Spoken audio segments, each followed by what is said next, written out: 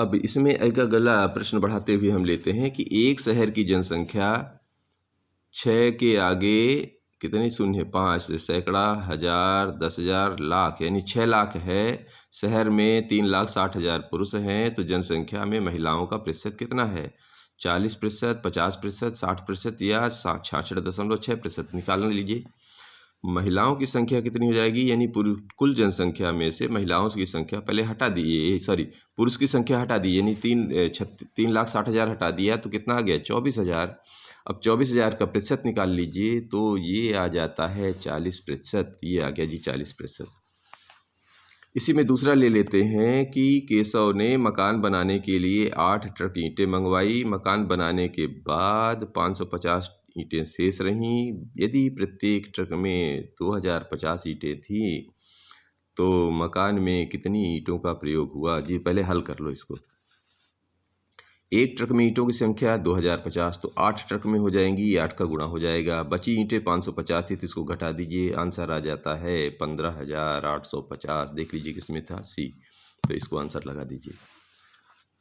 अगला प्रश्न लेते हैं जी। एक सांस्कृतिक कार्यक्रम में 750 निमंत्रण कार्ड बांटे गए तथा बैठने हेतु 3,000 कुर्सियां लगाई गईं। प्रथम 600 कार्डों में प्रत्येक कार्ड के मान से 3 सदस्य, बाद के शेष 110 कार्डों में प्रत्येक कार्ड के मान से 4 सदस्य समारोह में शामिल हुए, तो सभागार की कितनी कुर्सियां खाली बची? तो शुरू करते हैं। इसमें आंसर दिए हुए हैं, यहाँ पहले देखिए 660 कार्डों में से प्रत्येक 3-3 आ रहे थे, तो उसका गुणा कर दीजिए 660 में, तो 1980 आ गया। अगले में 4-4 कार्ड मतलब व्यक्ति गए थे तो 440 हो गया। कुल जोड़ दीजिए तो ये 2,420, और कुर्सियां लगी थी 3,000, तो 2,420 घटा दीजिए, आंसर आया 580। तो ये जी इसमें डी में लगा हुआ है, आंसर टिक लगा लीजिए। आगे चलते हैं। एक 21 मंजिला भवन का नीचे का तल वाहन पार्किंग हेतु रिक्त है, यानी ग्राउंड फ्लोर जो है केवल पार्किंग के लिए है। अब भवन के प्रत्येक तल में 16 परिवार निवासरत हैं, एक फ्लोर में 16 परिवार हैं। यदि प्रत्येक परिवार से 500 रुपये लिफ्ट का मासिक शुल्क लिया जाता है, तो लिफ्ट सुविधा उपलब्ध कराने वाली कंपनी को इस भवन से कितनी आमदनी होगी? जी ये लिखा हुआ है, थोड़ा सा इसका हिसाब किताब कर लीजिए।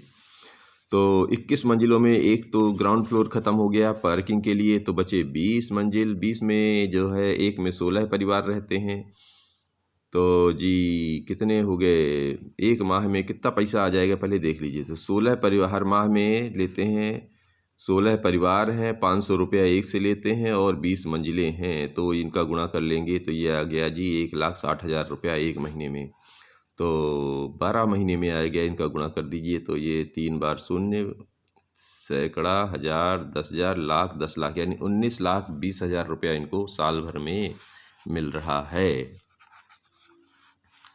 अब अगला प्रश्न लेते हैं कि यहाँ पर आंसर देख लीजिए, जहाँ कहाँ लिखा था, ये बी में लिखा था, बी में टिक लगा लेना है आपको। तो एक 100 किलोमीटर लंबी सड़क में से 5 किलोमीटर सीमेंट की तथा शेष सामान्य सड़क बनाई गई।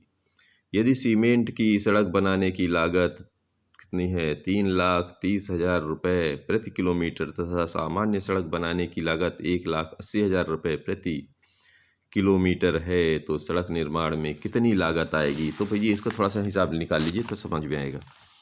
तो सीमेंट सड़क की लागत यानी कंक्रीट की जो सड़क बनती है वो कितनी है? 5 किलोमीटर, तो उसका आ जाता है 16,50,000। और बाकी कितनी बची?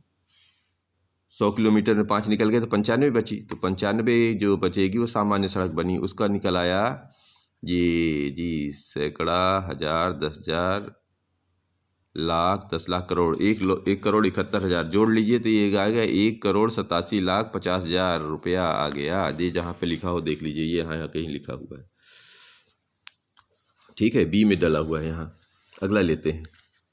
एक वाहन निर्माता कंपनी प्रतिदिन 40 मोटरसाइकिल का निर्माण कर वर्ष भर में 14,600 मोटरसाइकिल का निर्माण करती है, तो कंपनी में सन 2020 में फरवरी माह में जनवरी की अपेक्षा कितनी कम मोटरसाइकिल का निर्माण हुआ? तो ये आंसर दे, पहले जनवरी का दिखा ली। जनवरी में होते हैं 31 दिन, तो जी 40 बनते थे, तो ये बन गया 12 से 40। अब फरवरी ध्यान रखना है, यहाँ पर असली काम फरवरी का है। फरवरी जो कि 2020 जो है लीप ईयर है। लीप ईयर का मतलब होता है जिसके साल में 4 का भाग चला जाए तो उसमें फरवरी 29 दिन की होती है। इसमें 2020 में 4 का भाग चला जाता है, तो ये फरवरी 29 दिन की हो जाएगी। इसका मतलब ये है कि 29 का गुणा करना पड़ेगा 40 में, तो ये आ जाएगा 1160। तो आंसर घटा दीजिए, आ गया 80, यानी कि फरवरी में 80 साइकिलें कम बनी थी, मोटरसाइकिलें। ठीक है, ये कहाँ है? सी में आंसर है। अगला प्रश्न देखिए कि एक छात्र समाचार पत्र पत्रिकाओं पर 350 रुपये प्रतिमाह खर्च करता है। यह उसके जेब खर्च का 10% है। उसका जेब खर्च रुपए में कितना है? चलो निकाल लेते हैं। माना कि जेब खर्च x रुपये है, तो x का 10% 350 होता है, तो x का 10% मतलब 10/100। वैल्यू निकाल लीजिए, इसको इधर तिरक गुणा कर दीजिए, काट पीट के निकालिए, तो आता है 3500 रुपये। देखिए कहाँ पर है, ये बी में है। आंसर लगा दीजिए। अगला प्रश्न ये कह रहे हैं कि 5 सही 2/3 मीटर लंबी रस्सी का मूल्य 12 सही 3/4 रुपये है। रस्सी का प्रति मीटर मूल्य रुपए में क्या होगा? ये ऑप्शन दिया हुआ है, जरा इसको हल करके निकालते हैं। तो जी ये लीजिए, चूँकि 5 सही 2/3 मीटर का मतलब हो गया 5 3 15 2 17/3, इसको हम 17/3 लिख सकते हैं। लंबी रस्सी का मूल्य कितना है? 12 सही 3/4, तो 12 चौक 48, 3 51, 51/4 रुपये है। तो एक में हो जाएगा इसका इधर का ऊपर बट्टे ये नीचे आ जाएगा। इसको हल कर लीजिए, तो ये नीचे वाला ऊपर चला गया, गुणा पे करके 9/4 आ गया। इसका भाग देंगे तो 2 सही 1/4, और ये कहाँ पर है जी? यहाँ पर देख लीजिए, 2 सही 1/4 किसमें? ए पर ही दिया हुआ है। ठीक है, इस तरह ये जो हमारा ये प्रश्न हल हुआ। अगला प्रश्न लेते हैं कि एक किसान के यहाँ गेहूं और चने के कुल उत्पादन में से गेहूं का उत्पादन 3/4 भाग तथा चने का उत्पादन 1/4 भाग हुआ। यदि किसान के यहाँ गेहूं का उत्पादन 600 क्विंटल हुआ तो चने के उत्पादन की मात्रा क्विंटल में कितनी है? तो पहले हल कर लीजिए। गेहूं का उत्पादन कितना है? 3/4 भाग, और 3/4 भाग किसके बराबर है? 600 क्विंटल के। तो एक में हो जाएगा, उल्टा हो जाएगा जाके 4/3 का इधर में गुणा हो जाएगा, इधर आके उल्टा। तो 1/4 भाग में निकाल लीजिए, तो ये आ जाता है, गुणा भाग करके देख लीजिए, इसको हल करके 200 क्विंटल आएगा। और 200 क्विंटल कहाँ लिखा हुआ है? ये दिया हुआ है सी में। आप सी में टिक लगा लीजिए, यहाँ टिक नहीं लगा, आप लगा लीजिए। अगला प्रश्न कह रहा है कि 60 विद्यार्थियों की कक्षा में विद्यार्थियों की संख्या 2/5 ने प्रथम श्रेणी प्राप्त की। कितने विद्यार्थियों ने प्रथम श्रेणी प्राप्त नहीं की? ये देखिए आंसर पहले हल कर लीजिए। तो कुल है 60, तो प्रथम श्रेणी प्राप्त करने वाले 60 का 2/5 हल करेंगे, कितना आ गया? 24। 24 प्रथम श्रेणी में है, तो जो नहीं आए हैं वो कितने होंगे? 60 में से 24 घटा दीजिए, तो जी 36। इसमें भी टिक नहीं लगा, आप लगा लीजिए, 36 आ गया हमारा आंसर। ठीक है, बी नंबर में टिक लगा लीजिए। अगला प्रश्न ये कह रहे हैं कि शुभम ने अपने कमरे की दीवार के 2/3 भाग पर पेंट किया। उसकी बहन माधवी ने उसकी सहायता की और इस दीवार का 1/3 भाग पेंट किया।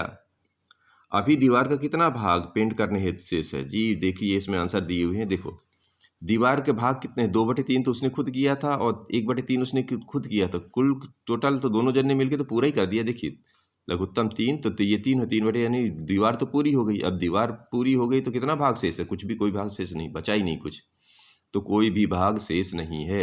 ए में टिक लगा लेना है ध्यान करके। अब आकाश ने 10 किलोग्राम सब्जी खरीदी, जिसमें 3 किलोग्राम 500 ग्राम प्याज, 2 किलोग्राम 75 ग्राम टमाटर और शेष आलू है। आलू का वजन कितना है? तो जी पहले लिख लीजिए, जो इसका लिख लीजिए, प्याज और टमाटर जोड़ लीजिए, तो ये आ गया। आलू का वजन कितना हो जाएगा? कुल सब्जी में से ये प्याज टमाटर के वजन घटा दीजिए, तो ये आ जाएगा आलू का वजन। तो ये देख लीजिए कहाँ पर है, 4.425 के दशमलव के पहले क्या बोलते हैं? 4 किलोग्राम, और ये कहलाएगा 425 ग्राम। ये दशमलव के बाद वाले ग्राम में आते हैं, इधर वाले किलो में आते हैं। तो ये यहाँ पर ए में ऑप्शन दिया हुआ है। अगला लेते हैं, निम्न में से कौन सी सूची में संख्याएं अधिकतम से न्यूनतम मतलब अवरोही क्रम या घटते क्रम में है। तो घटते क्रम में दी ये सबसे बड़ा संख्या है, फिर उससे घटता ये है, फिर उससे कम ये हैं, और बाकी सब आड़े टेढ़े हैं, मतलब आगे पीछे लिखे हुए। ये डी नंबर जो है घटते क्रम में है, यानी कि ये है अधिकतम से न्यूनतम या घटते क्रम में है। अगला प्रश्न लेते हैं कि 7/8 मीटर तार के 2 टुकड़े दिए जाते हैं। इनमें से एक टुकड़े की लंबाई 1/4 मीटर है, तो दूसरे टुकड़े की लंबाई कितनी होगी? देखो जी, हल करके देख लो। ये 7/8 था, इसमें से 1/4 अलग हो गया, तो पहले इसका हिसाब निकाल लीजिए। तो ये बन गया, घटाने पर बन गया 5/8, और 5/8 8 का 5 में भाग देंगे तो 6, 2, 5 दशमलव के आ जाएंगे। तो ये 0.625 मीटर का भाग देते आना चाहिए आपको अच्छे से, ठीक है। तो ये बी में लिया हुआ आंसर लगा लेना है और इसको हल कर भी लेना। भाग अपने से देने की आदत डाल लीजिएगा, तभी पकड़ में, यानी 5 में 8 का भाग, दशमलव का भाग देना निकालने आना चाहिए आपको। अब एक किसान 8 मीटर भुजा की वर्गाकार क्यारी तैयार करता है। क्यारी में प्रति वर्ग मीटर 1 किलोग्राम खाद की आवश्यकता है, तो किसान को कितना खाद खरीदना चाहिए? जी 8 किलोग्राम की, देखो तो ऐसे बनेंगे, तो एक में एक तो 64 क्यारी हैं, तो 8 × 8 अर्थात 64 किलोग्राम खाद खरीदनी पड़ेगी। अब अगला प्रश्न ये कह रहा है कि एक आयताकार भूखंड का क्षेत्रफल 440 वर्ग मीटर है, इसकी लंबाई 22 मीटर, तो परिमाप जी पहले तो निकाल लो। भूखंड की चौड़ाई x मीटर है, तो क्षेत्रफल क्या होता है? लंबाई गुणे चौड़ाई। तो और क्षेत्रफल दिया हुआ है 440, तो इससे क्या निकल आएगा? इससे ये x का मान निकल आएगा, इसका मतलब लंबाई निकल आई, और परिमाप क्या होता है? 2 × लंबाई धन चौड़ाई। तो ये इसका मान रख दीजिए इधर, 22 धन 20 42 हो गया, 2 का गुणा कर दिए 84 मीटर। कहाँ पर है ये? डी में दिया हुआ है। आगे आइए, एक आयत का परिमाप 130 सेंटीमीटर है। यदि आयत की चौड़ाई 30 सेंटीमीटर है, तो आयत का क्षेत्रफल इनमें से कौन सा होगा? तो पहले परिमाप दिया हुआ है 130, तो निकाल लीजिए। परिमाप का सूत्र लगा दिए। आयत का परिमाप क्या होता है? 2 × लंबाई धन चौड़ाई। तो लंबाई यहाँ पर का चौड़ाई 30 दिया था, यहाँ पे हमने भर दिया। इससे हमारे को हल करने के बाद निकल आया लंबाई 30। तो क्षेत्रफल होता है लंबाई गुणे चौड़ाई, 35 में 30 का गुणा कर दीजिए, 1050 सेंटीमीटर। देखिए कहाँ पर सेंटीमीटर नहीं आया है, यहाँ वर्ग सेंटीमीटर है। क्षेत्रफल हमेशा वर्ग सेंटीमीटर में आता है, तो 1050 वर्ग सेंटीमीटर, यानी कि बी में आ गया हमारा आंसर। यहाँ टिक लगा लेना, यहाँ लगा नहीं है, आप लगा लेना।